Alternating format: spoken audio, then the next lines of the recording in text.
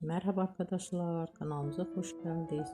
Bugün sizler için iki harika oyuncumuz Can Yaman ve Deniz Özdemir'den güzel fotolar hazırladık.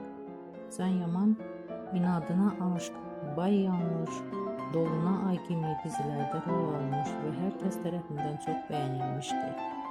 Biz de sizler için onların romantik karelerini hazırladık. Bu videoların devamlı gelmesini istiyorsanızsa kanalımıza abone olup yorum yazmayı unutmayın. Herkese teşekkürler. Hoşça kalın. Bizden bu kadar.